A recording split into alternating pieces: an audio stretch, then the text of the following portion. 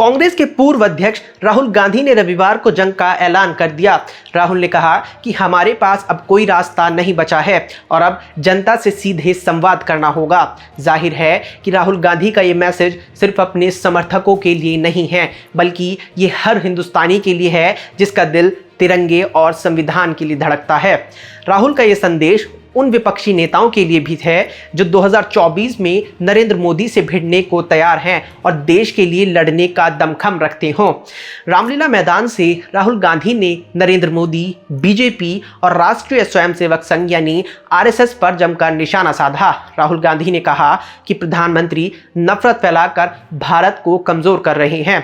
अब विपक्ष के पास जनता के पास जाने और सीधा संवाद करने के अलावा कोई रास्ता नहीं बचा है। इसीलिए कांग्रेस 7 सितंबर से भारत जोड़ो यात्रा निकालने जा रही है।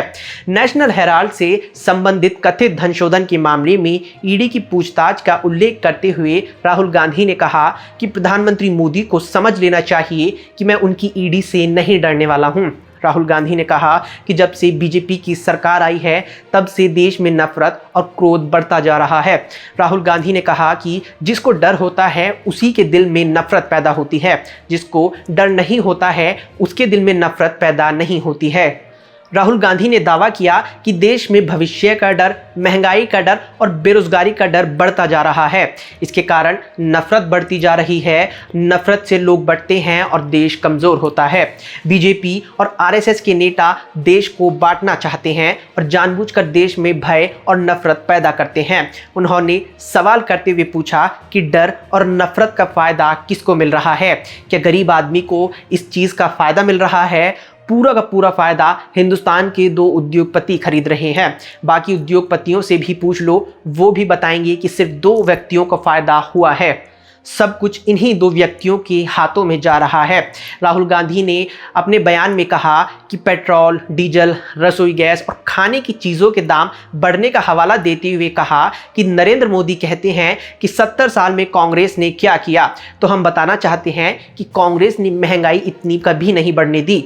नरेंद्र मोदी देश के प्रधानमंत्री हैं, लेकिन 2 उद्योगपतियों के समर्थन के बिना वे प्रधानमंत्री नहीं हो सकते। मीडिया के समर्थन के बिना वे प्रधानमंत्री नहीं हो सकते। सभी संवैधानिक संस्थाओं पर पूरी तरह से सरकार का दबाव है। ये सरकार उन पर कब्जा कर रही है। राहुल गांधी ने कहा कि मीडिया पर 2 उद्योगपतियों का पूरी तरह से नियंत्रण है। विपक्ष के पास कोई रास्ता नहीं बचा है, उसे जनता के बीच जाना होगा। भारत जोड़ो यात्रा कांग्रेस इसीलिए शुरू कर रही है। विपक्ष के नेताओं और कार्यकर्ताओं के खिलाफ ईडी और सीबीआई को लगा दिया जाता है। राहुल गांधी ने ललकारते हुए कहा कि नरेंद्र मोदी, मैं आपकी ईडी से नहीं डरता। आप 55 घंटे पूछताछ कर लो, 100 घंटे कर लो, 200 घंटे कर लो या 5 साल कर लो, मुझे कोई फर्क नहीं पड़ता। अगर आज हम नहीं खड़े हुए तो ये देश नहीं बचेगा। राहुल गांधी ने जोर देकर कहा कि नरेंद्र मोदी की विचारधारा कहती है कि देश को बांटना है और कुछ चुनिंदा लोगों को फायदा देना है, तो वहीं कांग्रेस की विचारधारा कहती है कि ये देश सबका है और फायदा किसानों, मजदूरों और छोटे दुकानदारों को मिलना चाहिए। कांग्रेस की सरकार ने 10 साल में 27 करोड़ लोगों को गरीबी से बाहर निकाला था, लेकिन नरेंद्र मोदी सरकार ने 23 करोड़ लोगों को वापस गरीबी में धकेल दिया।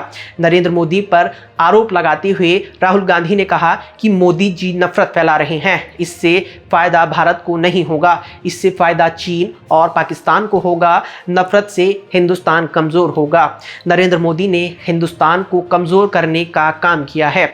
राहुल गांधी का ये भाषण कांग्रेस की नई आक्रामकता का संकेत है। पार्टी का संदेश है कि वो अब लड़ेगी, चाहे उसे अकेले लड़ना पड़े या फिर विपक्ष के साथ लड़ना पड़े। दोस्तों, समाज से लेकर सियासत से जुड़ी खबरों पर धारदार विश्लेषण के लिए वीडियो को शेयर करें, चैनल को सब्सक्राइब करें और अपनी प्रतिक्रियाओं से हमें अवगत जरूर कराएं। आप सबका शुक्रिया। नमस्कार।